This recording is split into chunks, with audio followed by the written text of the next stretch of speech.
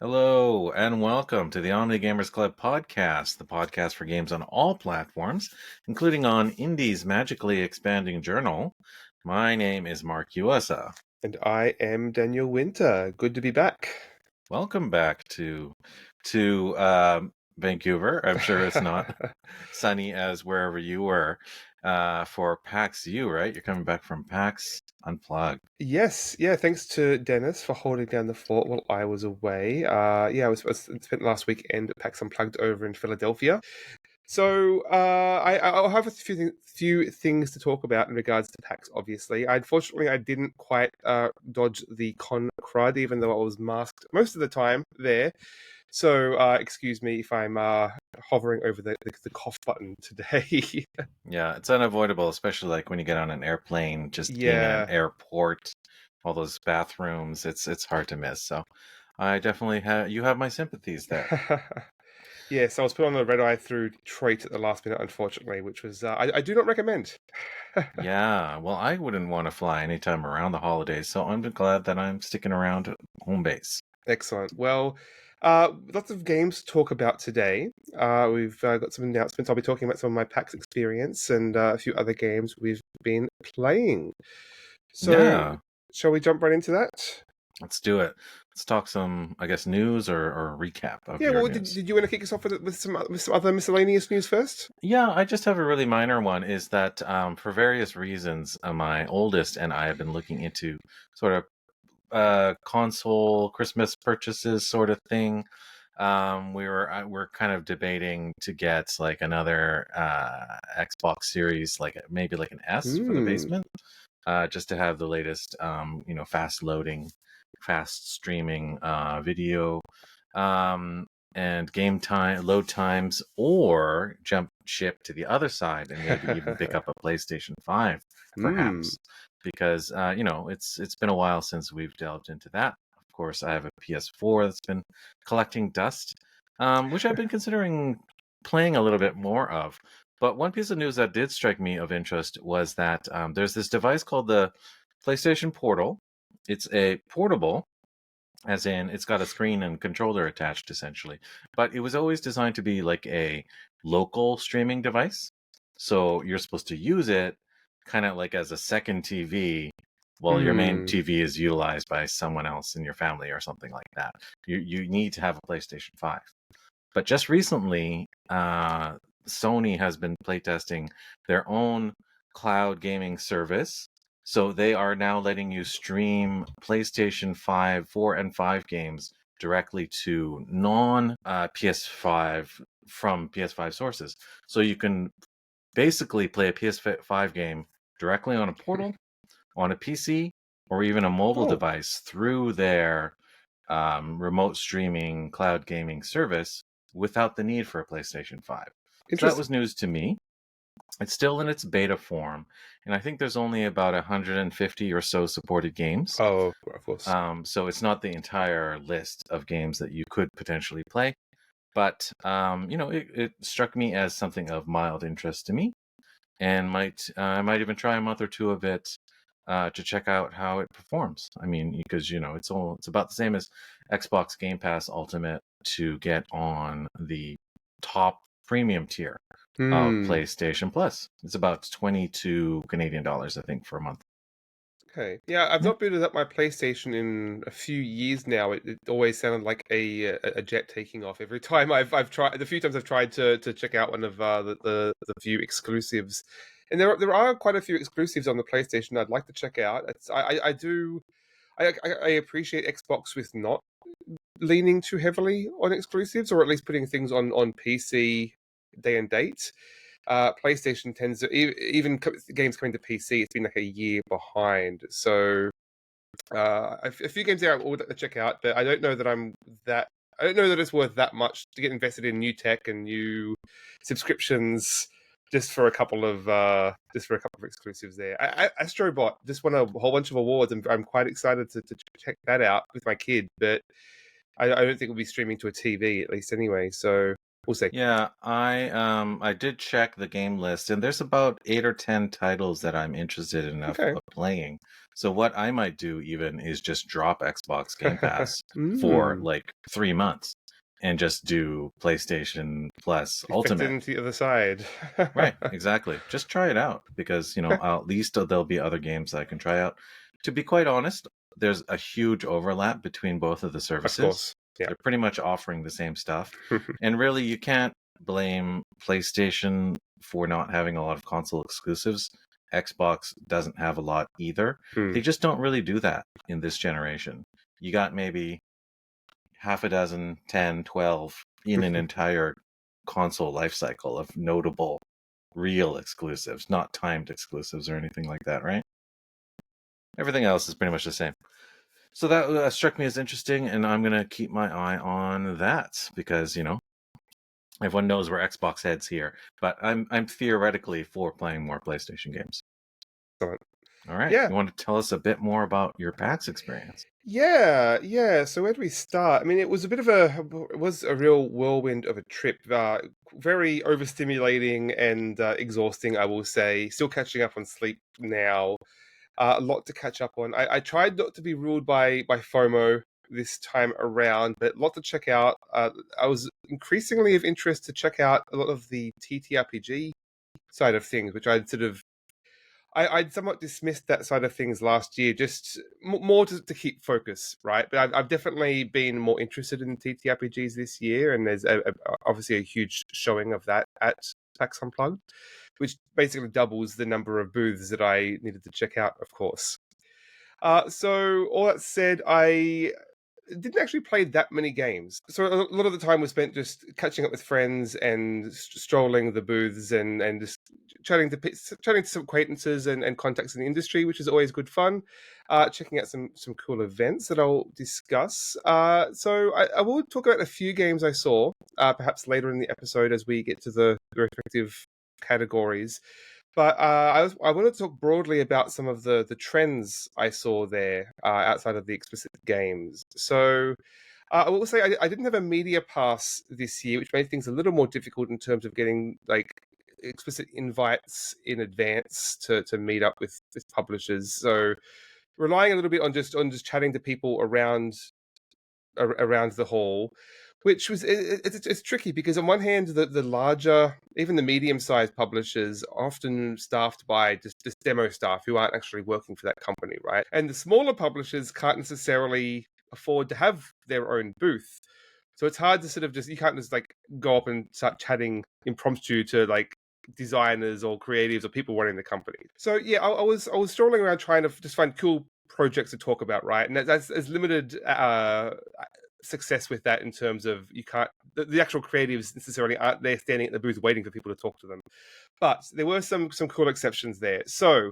one of the things I did notice though, especially in the TTRPG side of things, was this trend towards sort of collectives and art collectives and publishers sort of banding together.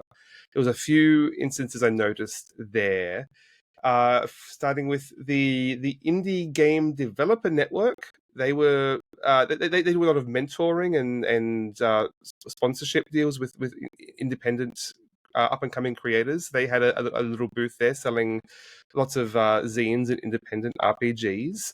There was Indie Press Revolution, which was another. They have like an online store selling a lot of different RPGs. I've browsed that. It's quite a broad range, and they were selling a lot of zines and harder to find things. I picked up a few there. And the last one was Plus One EXP, another publisher. They have their own zines there. There was a couple of solo zines from another publisher called Excellence Press that I've been trying to track down, and they were being sold at that booth there. But most curiously, they had also had a project called the Zine Club, where it's like a subscription each month, and you get a new zine every month, basically. They're announced in like I think they sort of curated months in advance, so you have an idea what you're getting and can bounce around or choose to skip a month. But yeah, if you're into sort of those independent zines and exploring cool new RPG ideas, that seemed like some good fun. So yeah, it was great to see lots of the smaller creatives and the TPRPG side of things that have banded together, and real community vibes there, and giving some presence to cool creatives who can't afford a booth all to themselves. Yeah, that's really cool to hear how kind of punk rock the indie Mm. RPG scene is. That yeah, people are really bootstrapping. Let's I know that people do that a little bit with tabletop games, but there's something inherently more of a product, like a retail product that board games tend to be. And even in small run things, there's it's a packaged good, right? It's literally something that people don't need in their life because it's a luxury, to Mm. have a game. It's a dalliance. But RPG zines, on the other hand, are art pieces. They're also reading material as Yeah. well, so they fit in a slightly different niche as well as being games. So it's cool how the formats sort of help promote it. I mean, having a zine can be cost effective to price and ship depending on the quality of it, but some indie games are really professionally produced too as well, and on really slick in terms of products. Like I think you're gonna probably talk about the Mothership like deluxe pack, right? That looks super slick and produced. So as much as like a premium board game, so there are exceptions to that rule as well. Yeah, yeah, it is very punk rock, and it's great to see TTRPGs are able to embrace a wider spectrum of production quality and scope, right? And it's cool to see very cool, scrappy people, very very low barrier to entry, and see those projects get some presence at a big convention like PAX. Yeah, and for my sake, I know that you and I have a little bit of a divide between loving the physical and the digital, but I am a digital, forward, digital friendly, I guess, consumer of media. So I like, reading novels and things in Mm. digital form too. I love getting things through my Libby app, through my local library, reading comic books digitally as well. So I don't have any problem with that. Love the fact that I can get like the book. I can get the book for a significant discount in digital form if I not quite ready to get the physical product yet.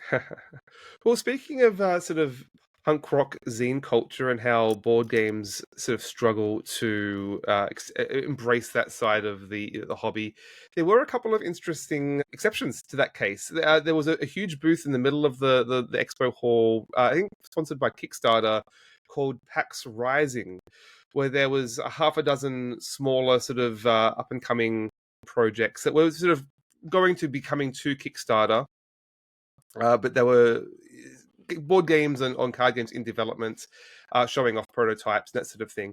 One of which we've already talked about on the podcast, which is Chicken Fried Dice. We saw that at the games demo down at Bellingham a couple of months ago.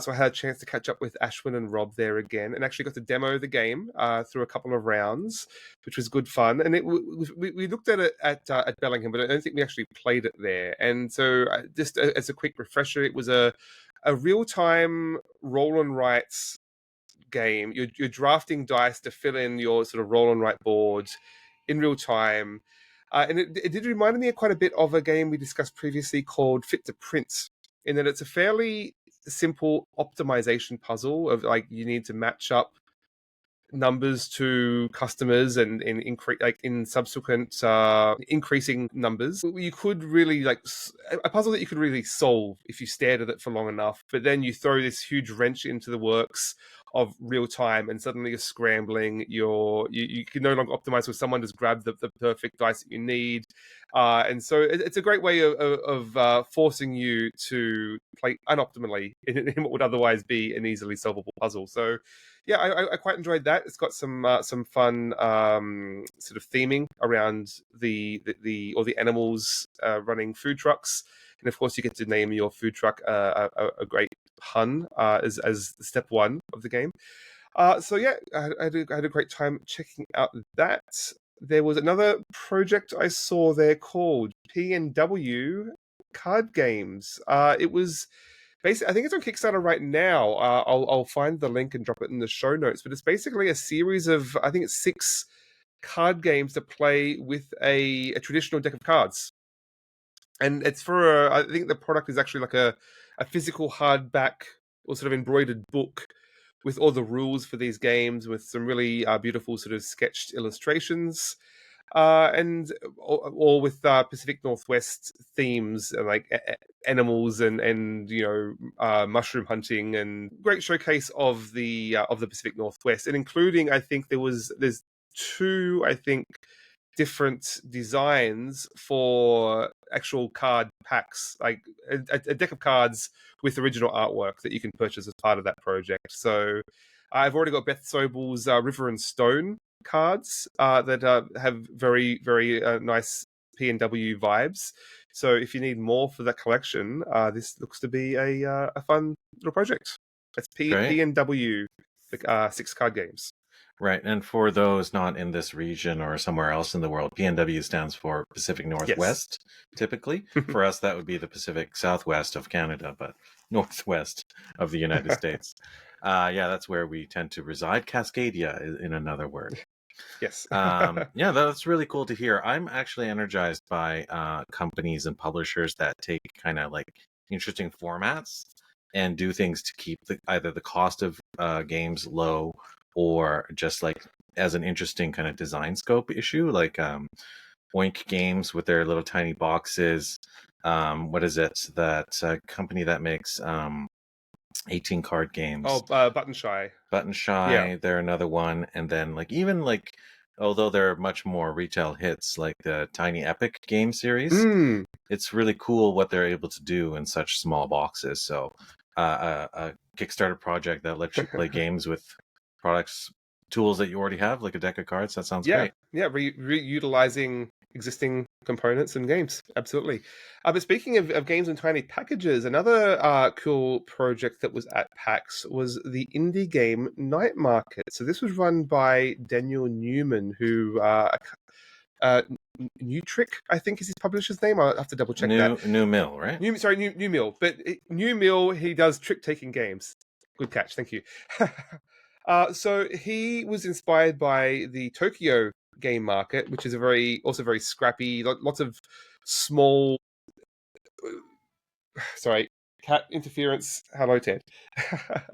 So inspired by some of those sort of scrappier projects that were showcased at the Tokyo Games Market, he hosted a similar showcase here at PAX, where there was about 20, I think, tables of people selling indie games that they had made. In many cases, just someone had made 20 copies of a game and they didn't really have any intention of taking it any further.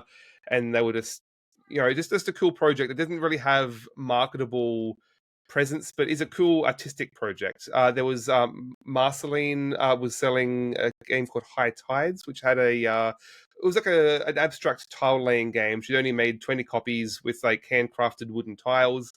That sold out in 7 minutes, I think it was. I unfortunately missed out on that. There was what I did get was Circus Corgis, which I believe was previously a Kickstarter project that didn't fund. So they still made the game, and it's, if you can see on the video here, it's in a tiny little tin.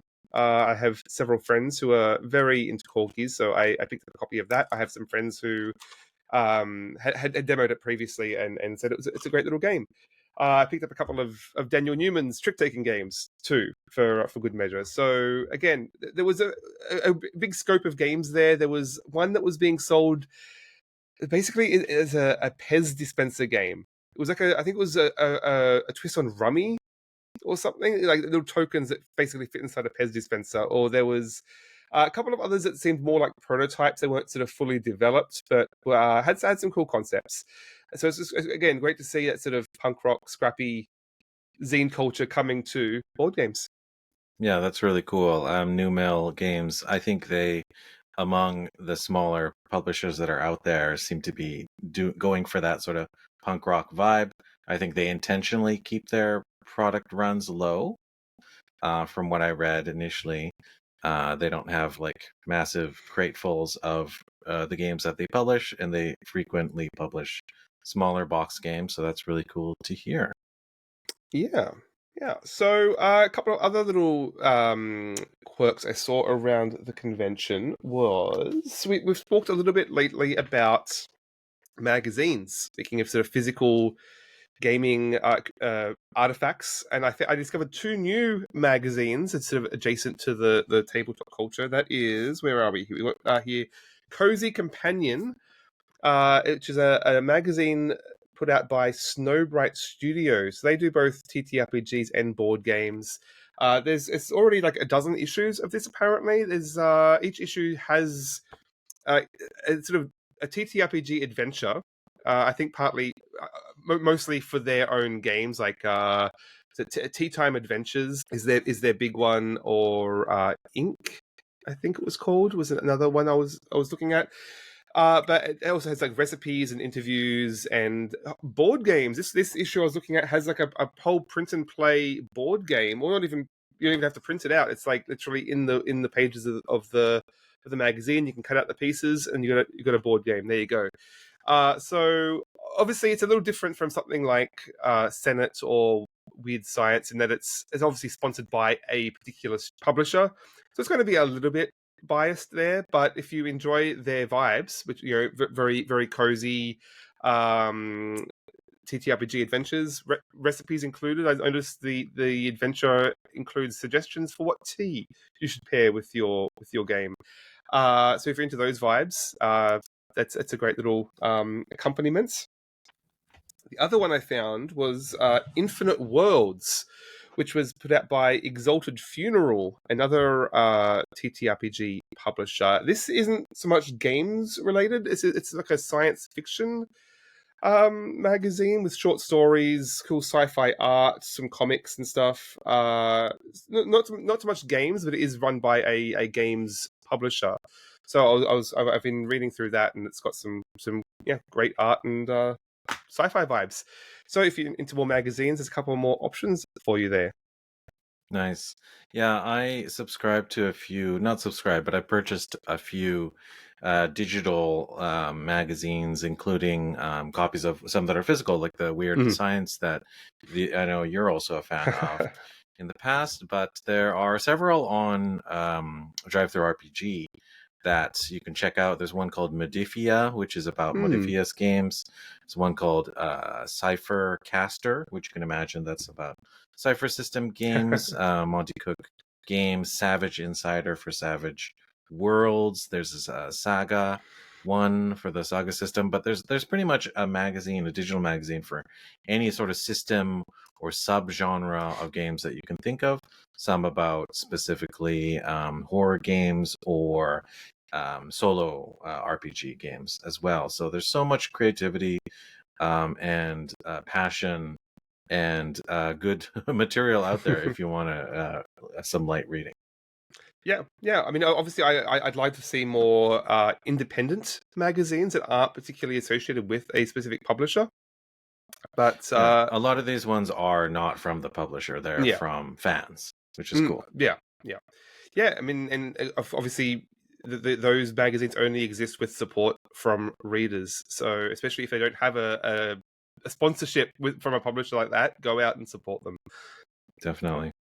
So one other quick trend I wanted to mention was I noticed this year there were a big increase in Asian publishers at PAX Unplugged. Last year there was Oink Games, which you'd previously mentioned, but this year was a couple of additional publishers, namely Daryl Chow from Origame, one of my personal favorite game designers, and Sashi and Sashi were there with relatively small booths, but they both largely sell relatively small games as well.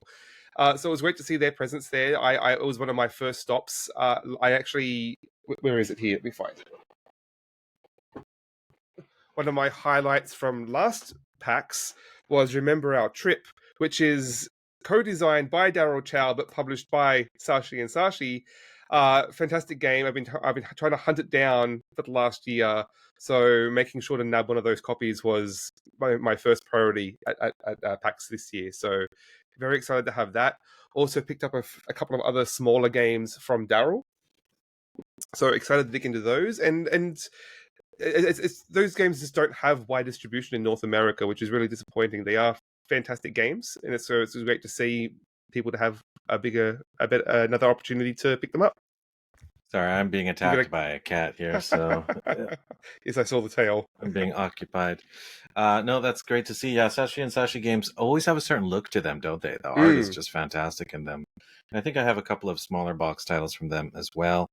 Whenever I go to Japan, I like to try and pick up as many titles as I can from places like Yellow Submarine and Akihabara and other areas. And even some of the big electronics retailers have like a pretty sizable board game and analog game alley or aisle.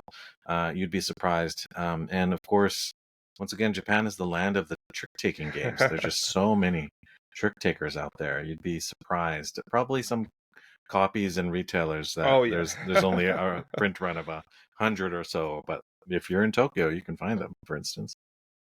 Very cool. Yeah, so yeah, great to see those start to break containment and get some more love in America. So, one final project I just wanted to quickly shout out before we get to some games. Another big presence I saw there was obviously like virtual tabletops and like game-related apps, that sort of thing. I mean, I've not really messed with virtual tabletops much. I know you have a little bit. I see a lot of these sort of digital projects, though, and part of me is always immediately wary, like how much of this is generated with AI. But I was talking to one project there called Pocket Bard. So this is basically an app that plays music for your TTRPG.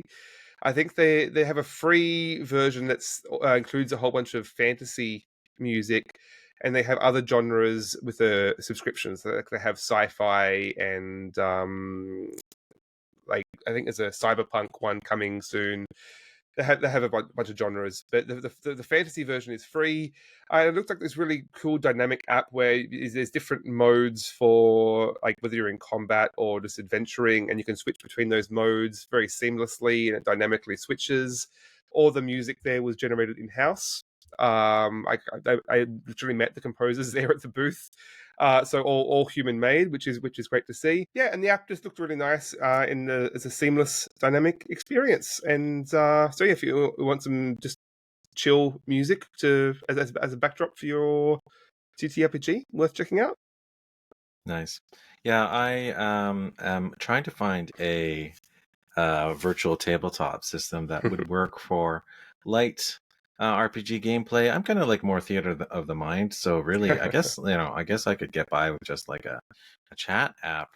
There's just so many widgets and dials and knobs in modern virtual tabletops, like Roll20, definitely Foundry, even more, that it's a bit bewildering. And I've taken a shine to this newish one called Alchemy RPG. Yes. Yeah, I might have mentioned it before. They have a very sort of different take. It's much more about setting mood, and music is part of that, and like even like graphical effects, like the effects of having fog or mist or raindrops or lightning is part of that in setting the scene. It's kind of more theatrical. So I'm eager to try that out.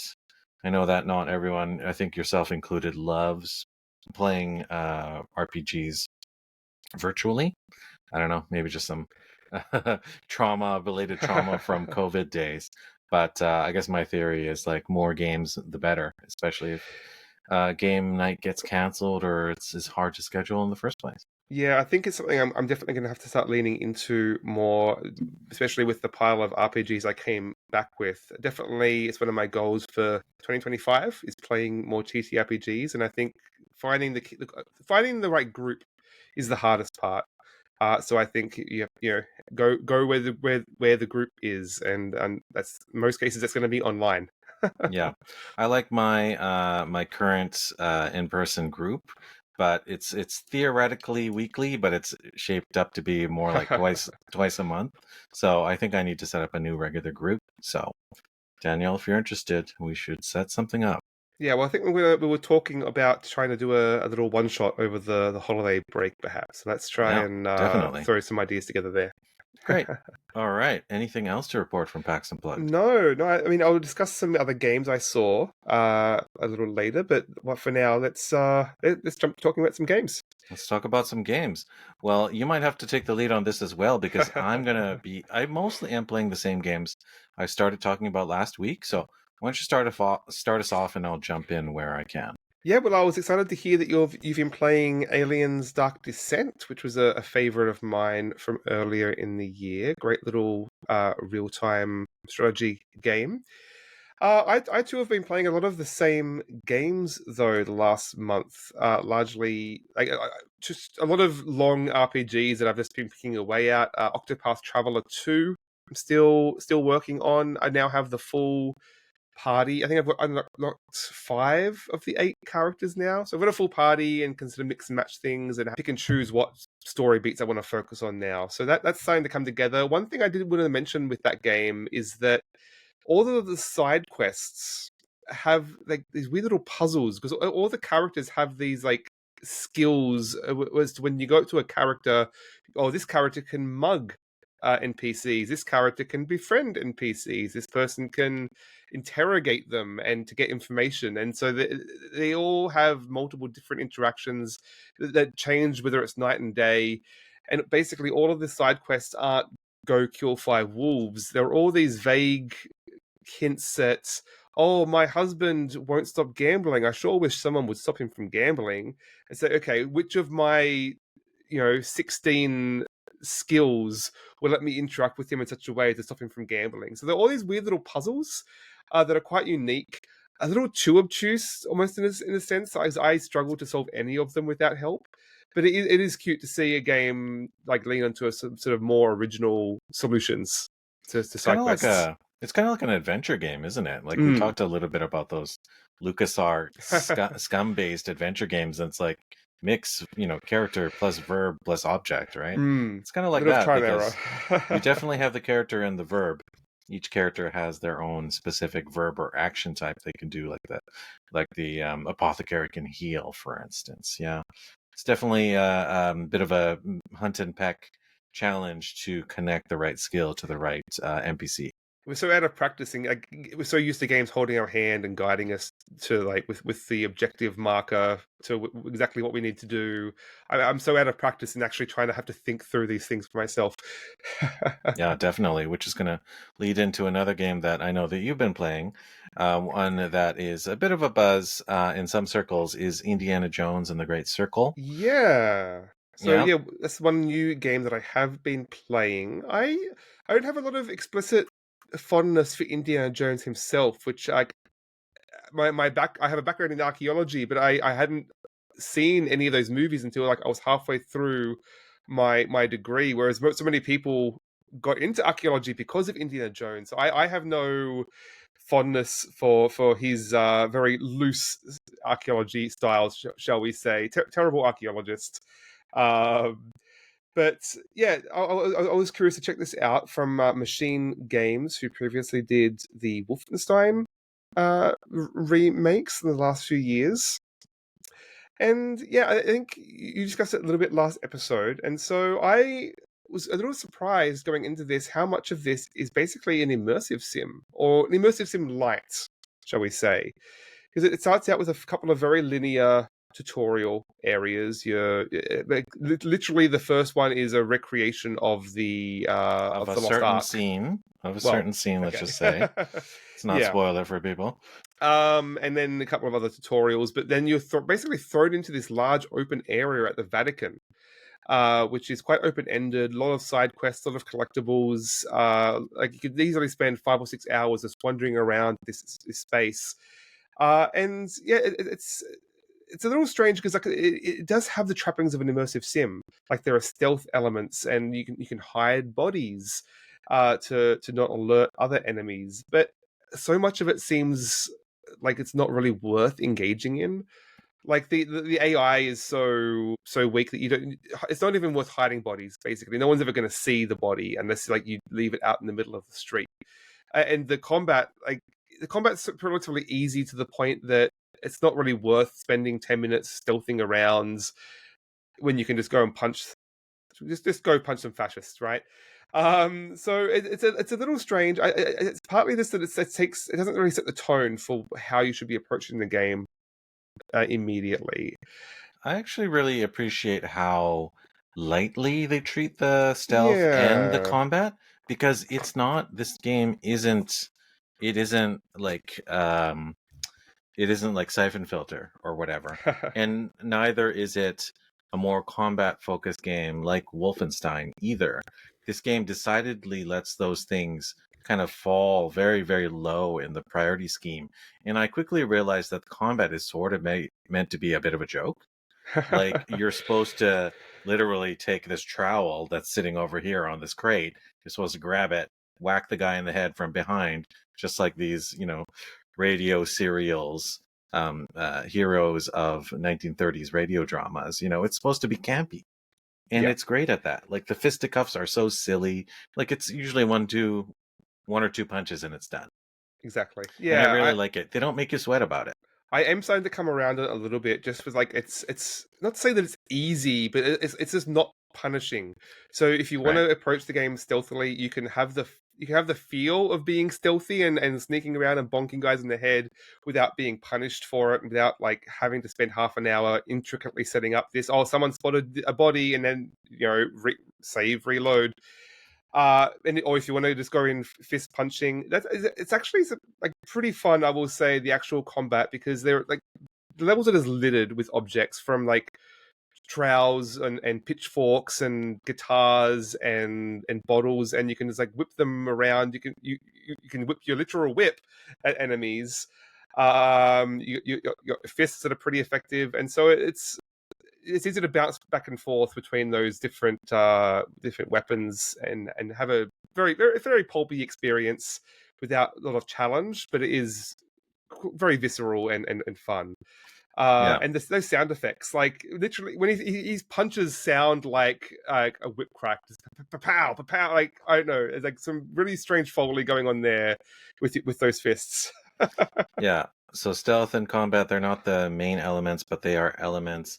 I've created a new name for this genre, and I like to call it an explore 'em up, Hmm. because you're right, it does have the trapping of those immersive sims, but everything's not so heightened, it's just more like you're there and you're just encouraged to explore, and you can lightly level up, but the only thing that you're rewarded to do is to explore, is to Hmm. find things, to find secrets, to pick up those little documents or solve puzzles. The puzzles are mild, they're not hard, Yeah. but they're pleasant, and Yeah. everything just kind of flows. It flows. The narrative sequence, the side missions are cute. There's like some charming things there, but they're not hard. But it's just sort of this playground, and I'm surprised how much it works. Maybe because it doesn't have that Ubisoft curse of just placing the 700 mission map points on your map to begin with. You can Hmm. actually buy little booklets that will add those map points to It's your not very map. helpful though. The map's not very easy to read. Like it's all very immersive, but when you're actually trying to find something, it's not particularly helpful, I will say. Yeah, and I kind of wish those map books didn't exist, or at least I wish I didn't buy them so early, because it kind of does morph into that more Ubisoft style open world Yeah. experience if you have those enabled. I Uh, might I might get those after I've completed most of the story for an area, and then just quickly buy them to snatch up the collectibles that I missed. yeah, I do think there are a few too many collectibles. Just I can feel the completionist in me like itching to go to spend 10 hours walking around and find every note, and I'm trying to force myself to just push forward a little bit. I do like that all those side quests though do tie into the main quest and add some additional flavor and context with there's the main villain, the father, father Ventura, I think, and Ventura. that yeah, and so they're all adding some additional context to him if you spend the time to do those side quests. Yeah, I finally left the Vatican City area just recently without closing a couple of missions, so I'm a little pissed off at myself, but I presume that you're going to be allowed to go back there and to find those things again. Yeah, well, I already found a brochure for the first like introductory level, which lets you go back and sort of get the collectibles. So I think there is opportunities to bounce around. Very nice. Yeah, very, very promising. I think this one's a winner. Like, I mean, I'm not going to say it's the best game of the year, but out of Microsoft's bets on exclusives, this one seems to be paying off. The systems are a little light, I will say. Like I love a good immersive sim. This is very light on the sim. Big on the immersive, light on the sim, I think. But if you just want a pulpy, adventurous, fun time, it's some fun to be had there. Definitely. A lot of people are going to like this game. Excellent. Well, shall we talk about some board games? Yeah, let's do it. So, as I mentioned, I didn't really play many games at PAX Unplugged. I find it really difficult. I'm increasingly of a mind that conventions are just a terrible place to learn new games. Just with, especially like at the actual demo table. Sure, like these people are they're good at actually teaching the game, but with all the noise and distractions, and it's just I easily get very overstimulated and hard to focus on a game, especially when it's only like usually a round or two. And even when you're like, if you're spending time with friends to learn a new game, you don't want to sit down there for an hour and be reading through the rules for a rule book, right? So with that said, I did try a couple of things, and there was a few demos that did pique my interest. There was Flickering Stars, which was a one of my most anticipated games from Matt Leacock and Josh Capel. Basically a dexterity space game. You I think it's like pick up and deliver. You start it with these ships, these big plastic ships. And you have to flick them to planets to pick up the passengers to then take them back to your base. But of course, you can also attack your enemies. Ships, including with like they had these basically magnet launching missiles. Like you put the missile in a little launcher and release, and it shoots across the board. And there was one that was basically like the at the bowling alley, like for the beginner ramp for the bowling alley, where you put the bowling ball on this ramp and it rolls down. It was basically one of those, like this giant blue marble plasma ball that you just roll down a ship into just across the board to obliterate everything. So a lot of like big chunky components for a dexterity game. So it looked to be a lot of fun. There was like you could set up shields around your planets, and yeah, lot of fun with playing with some sci-fi skirmishing with just fun toy elements of this game. So curious to see some more of that. Speaking of sort of sci-fi dexterity games, I discovered this one called, and I immediately bought it, of course, Drop Drive. So this is similar to, I think it's called Dungeon Drop, which you usually see as like these pretty small cube boxes, which is like a whole bunch of cubes that you drop into a square grid, and it representing monsters and treasure. Whereas this is basically creating a whole galaxy. You basically drop everything into a circular galaxy, and it's creating planets and resources to pick up. And then you have these little measuring, like they sort of bendy rulers, like almost like you'd get in a tactical skirmish game.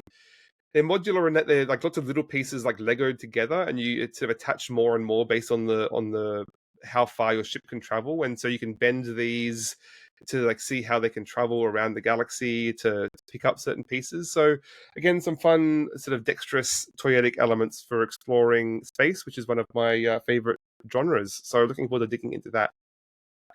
Nice. Those sound pretty exciting. I think I've mentioned before that I've gotten a little, I don't know, less passionate about some of the new game designs that are coming out. They seem a lot pretty repetitive. But when it's a fun toy, you Yeah, can't deny that it's fun or at least enticing, right? yeah. So I definitely want to see all the fun, exciting I, new I definitely have toy-like enough elements. Euro games that are remixing the same rules over and over again, and so to get me to pick up something new, it has to have some sort of flair or some fun to it. I think so. Those definitely jumped out to me. Okay, so one game it's been hard to miss any chatter about, both around the convention and the Shut Up and Sit Down review that dropped just beforehand, is The Gang. So this is a new game that came out from Cosmos. It's basically cooperative poker is the shorthand there.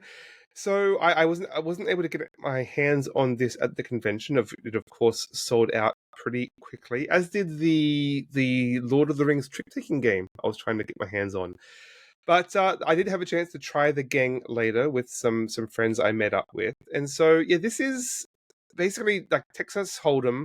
I think is that what you call it? With the you have two cards in your hand, and then you gradually reveal 5 more cards in the center of the table, and you're all Yeah, trying to that's make the best exactly right. hand. Yeah. So the trick is you look at your 2 cards, and then there's between 3 to 6 players, and of those players, you have to try and decide who has the best hand without communicating. Obviously, you use this with chips. You have a series of chips that are numbered 1 through 6. In our case, we had 6 players, but 1 through 3 if you've got 3 players. And like if you think you've got the strongest hand, you grab the 1 chip. If you think you've got a weak hand, you grab the lowest chip, and you can take them from each other, but your only statement of your hand is your relative confidence based on numbering these chips, and you have to come to some agreement there. And as you gradually reveal more and more cards in the river, you'll again grab another chip again, and so you'll see people's confidence ebb and flow as more and more cards go. And only at the very end, once all cards are revealed, do you do one final sort of vote of the chips, and that time you have to it's you're committing to it. You reveal your cards, and if you're correct, if you all ordered your cards and from strongest to weakest, then you get to flip over a you're trying to do a heist, I think, is the theme. It's pretty loose, obviously, but you have to get 3 successes to win, or 3 losses, and you're out. So yeah, it was a very interesting experience in that. I mean, I'm not a huge poker player, but I'm not big on gambling, right? Poker is a game that only really works with the tension of the gambling, in a sense, and this is bringing in the tension in a different way with the cooperative aspects. It lets you almost cosplay as sort of pro poker players, and it's make more of a qualitative statement. Like you, all of the table talk and tells and everything is reduced down to that one number of like 1 to 3. How confident are you? And so you really get the feel for that poker, the poker vibes, without having to have a poker face necessarily. It was very hard, I will say, at 6 players. Like the more players you have, there's just the more opportunities there is to get it wrong. It was most interesting though, in that one of our players was a semi-pro poker player. And it was fascinating to see he could basically watch all of us and say, "Okay, I know you have a 2 pair. I know you have an ace high. I know you have a queen high." Like he had very uncanny ability to know exactly what we had just from our relative confidence. But even that would have you would think that would rely on us being logical about our claims, but we weren't, because the tricky thing was everyone, like most poker hands, even with 6 players, most poker hands are won by a pair, right? You are very, very rarely getting a 3, sorry, a triple, or let alone a flush or a straight, right? So I think everyone has this habit of sort of underestimating just how strong their cards, how strong their hands are. And so it was a little bit of everyone fighting over, no, my hand's the weakest, no, my hand's the weakest, no, mine's the weakest. Yeah, So actually, Texas Hold'em is interesting because you're able to have a lot of theoretical hands that are not possible if it was straight up poker, because those shared cards, multiple people are able to have 3 aces, for instance, right? Even though there's only one case where that would be possible in in a normal game of poker that wasn't Texas Hold'em. So that sounds really interesting to me. I happened to teach my family how to play Texas Hold'em while we were in Las Vegas earlier in the year, and they really enjoyed it. But we kind of stopped playing it because basically we'd play with jelly beans or gummy bears or matchsticks, or yeah, whatever we had on hand. But whenever someone got out, we would, of course, have to do some charity and give them, okay, here's some of my gummy bears, here's some of our Skittles or something like that, to get them back into the game.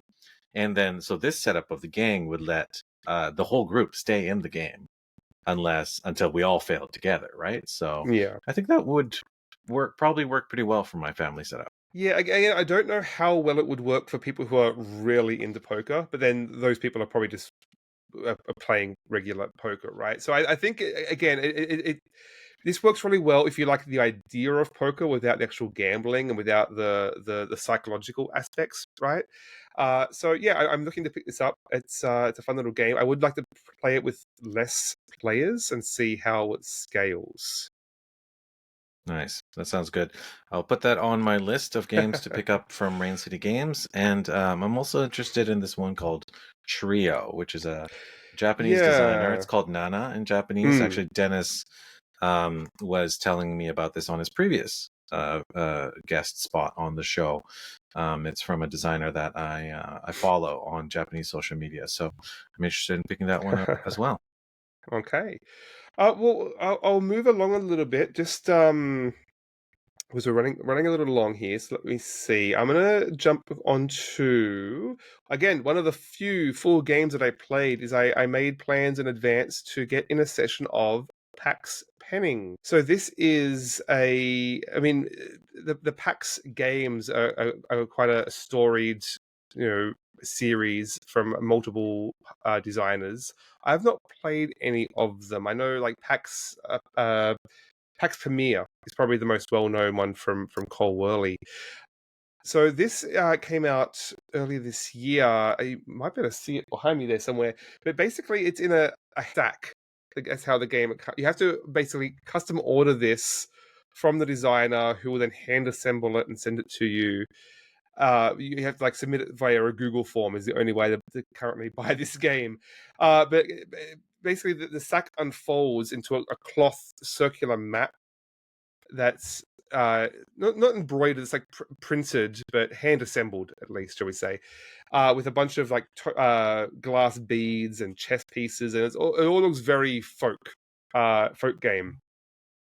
And again, I don't have any familiarity with the PAX series, so coming into this pretty raw, but it was a pretty fascinating experience. I did struggle a little bit with internalizing all of the victory conditions. Like there's three different end triggers that each have different victory conditions, which is a little confusing.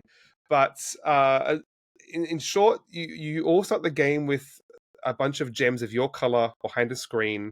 Over the course of the game, you're sending these gems out to other players in basically trading for favors. Like, is at the start of your turn, you have to roll dice in order to do your actions, but to get more dice, you have to send your it's basically representing your sort of influence or your family or your people out to others. It's some representation of your influence amongst other factions within this sort of city.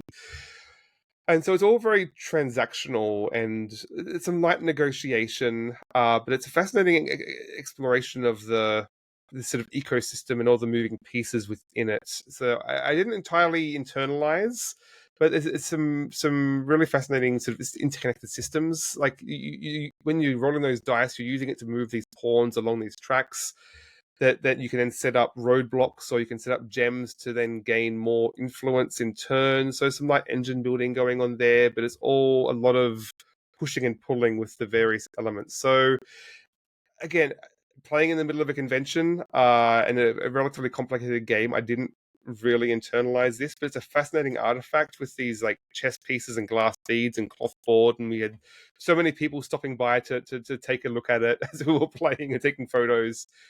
So looking forward to digging more into this. That's PAX Penning. And to clarify for the people who are listening and might not be familiar, the PAX series is totally unrelated to the PAX event. Yes. PAX, the event being Penny Arcade Expo, and PAX, the game series, me being the Latin word for peace, right? It's usually set up in a certain scenario, and it's called PAX something related to the scenario that the Yeah, like game is set in. usually sort of some element of historical simulation and sort of factions factions clashing in various ways. Yeah. Right. And coin, another term that you mentioned, Adjacent. is like Yeah. counterintelligence. Is that what it stands for? Yeah. Well, this isn't a coin game, but it is adjacent to that as a sort of historical sort of reenactment. Yeah. Very cool. Okay, so I think we'll leave it there for board games. I just wanted to shout out a couple of other TTRPG sort of adjacent things. You didn't have any board games to mention? Just really continuing to play some old games that I've been playing on Hmm. BGA. Nothing worth mentioning, so I want to hear more about what you saw at PAX. Okay. Well, just quickly then, one booth that was really fascinating from a new sort of project was Triangle Agency. So this is I think it's just only just come out this year, a role playing game, very much think Control, the video game, or sort of the X Files, government agency investigating supernatural elements, sort of weird reality breaking phenomenon. And you're playing agents going out trying to solve these with you have powers of your own. But the cool thing for me, you're not just leveling up, is like to get access to these powers you basically have to increase your your rank in the government agency. So like navigating the bureaucracy and the forms and the hierarchy of the bureau was just as much a matter as the actual sort of supernatural entities you're coming across.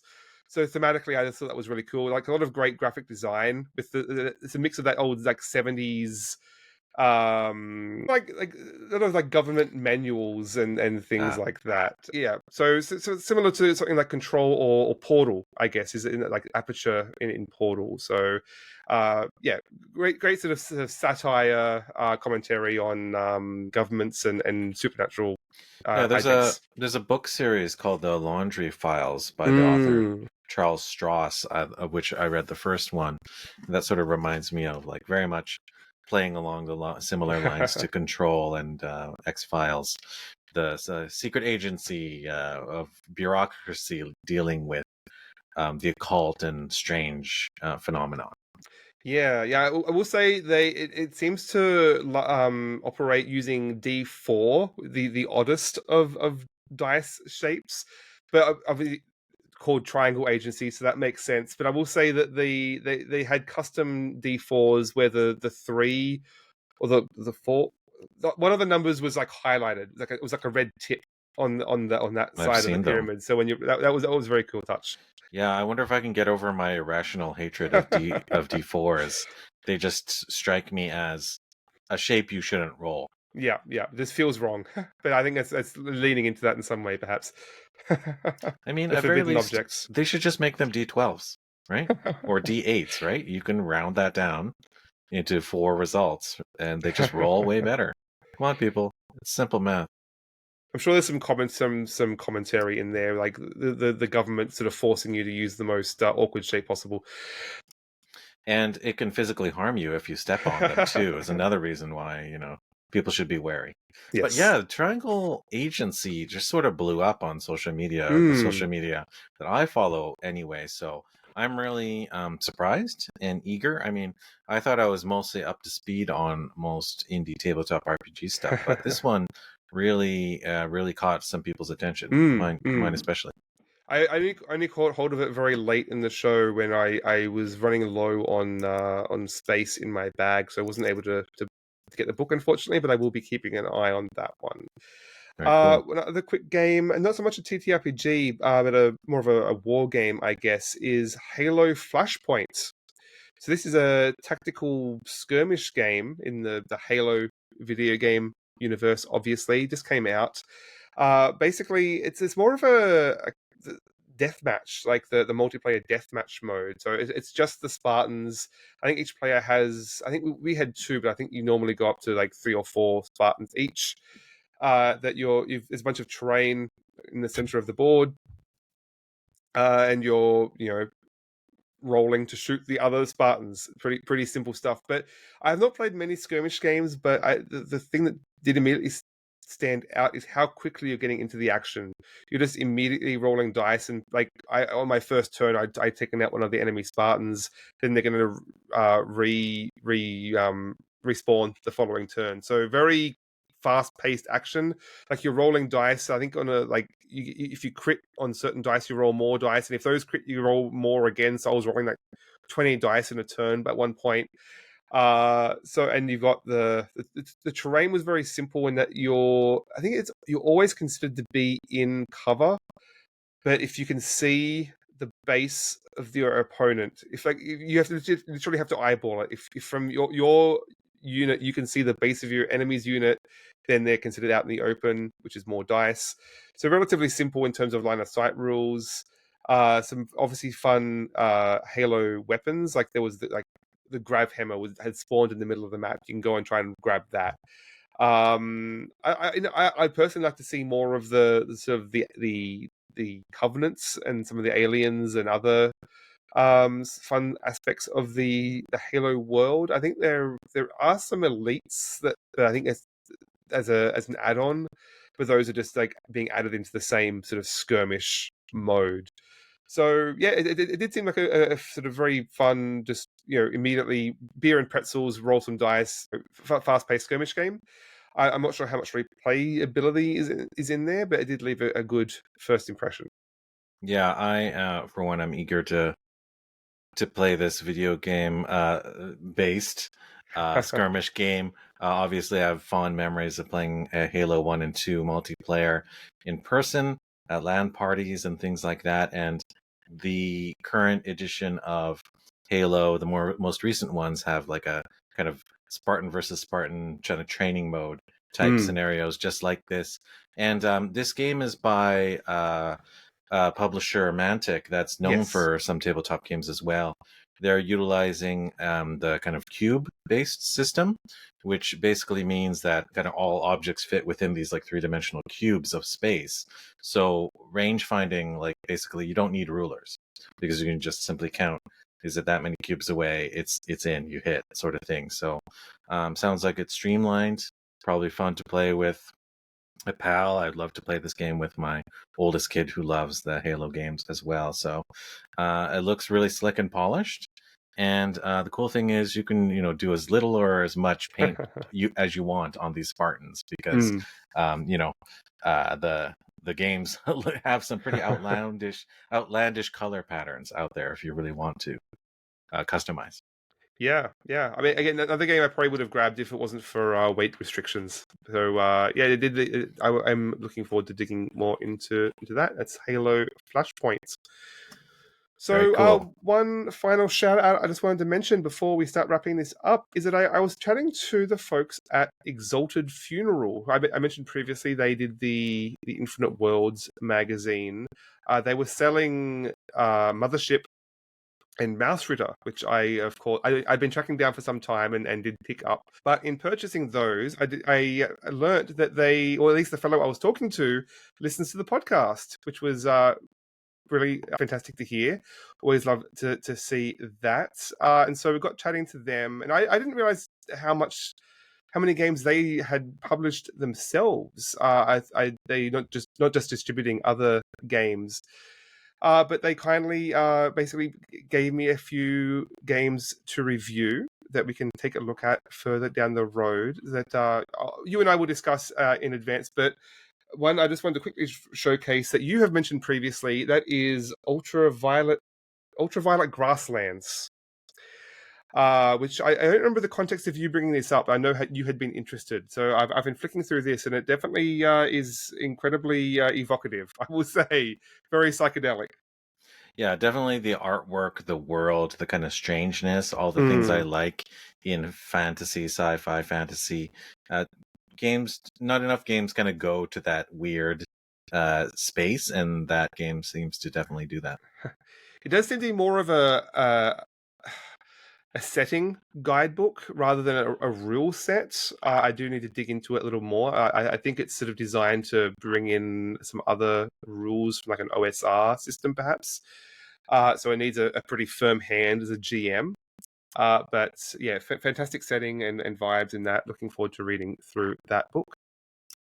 Very cool. Let's set it up. Yeah, I'm very impressed by the products that Exalted Funeral puts out. Like I could press add to cart now on many titles from their list, let's just say. I'm excited to play some more of those. Excellent. Let's organize that for the new year. Very cool.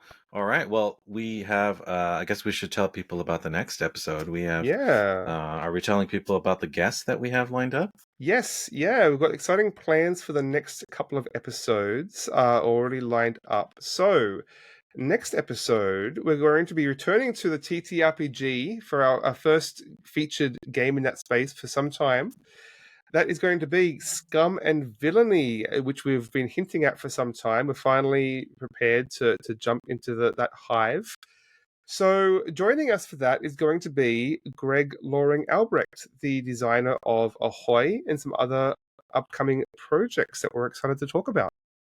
Right. Daniel and I have gotten 3 sessions at least of Scum and Villainy for our local game group for that under our belts. We might even get another before the next episode, but we'll should definitely have some interesting to talk about that Forged in the Dark based game. Yeah, and I had the pleasure of catching up with Greg at PAX. He was one of the other players in that game of PAX Penning. So I'm curious to pick his brain a little more about that. I think he has some more experience with the PAX series of games.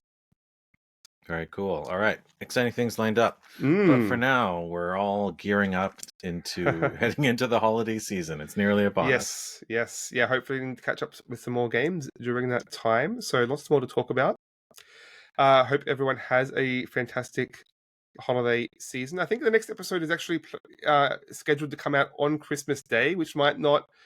We might not. I'm not sure how we're going to manage that, but we'll see. Sometime around that period. That's right. It might skip a day or two, depending, but you'll definitely have some additional OmniGamers listening material or watching material for doing on your holiday break, hopefully. Mhm. Excellent. Well, once again, thank you, Mark. You can join the club at omnigamersclub@gmail.com or at our website, omnigamers.club. Right. And go check out our videos on YouTube, leave a comment, give a like, subscribe, definitely, and tell your friends if they might be interested in the types of games we cover.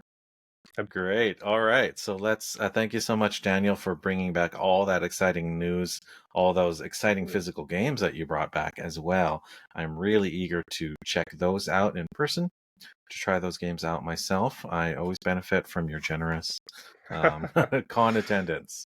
Yes, a lot more, lot of inspiration to pull upon for the next few months of episodes, hopefully. Awesome. Great. Well, then let's wrap it up. So, everyone out there, thanks for listening. And until next time, have a balanced diet of gaming. Thanks, everyone. Bye. Bye.